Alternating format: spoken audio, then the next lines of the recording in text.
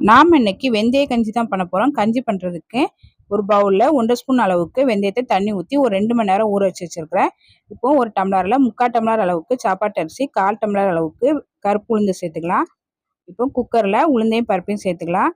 தண்ணி ஊற்றி 2 முறை அலசி எட்டு வந்துடலாம். இப்போ அலசி எட்டு வந்தாச்சு. இப்போ இது கூட ஒரு 6 டம்ளர் அளவுக்கு தண்ணி சேர்த்துக்கலாம்.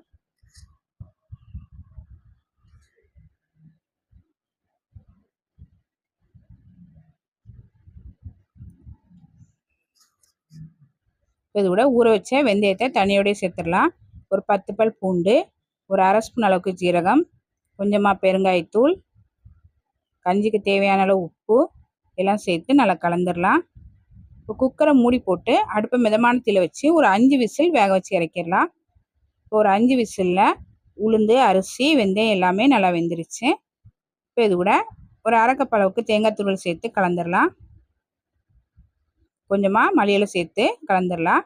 ரொம்ப ஹெல்த்தியான வெந்தய கஞ்சி ரெடி ஆயிடுச்சு. இந்த மாதிரி கஞ்சி செஞ்சு சாப்பிடுங்க. உடம்புக்கு ரொம்ப நல்லது. ட்ரை பண்ணி பாருங்கள்.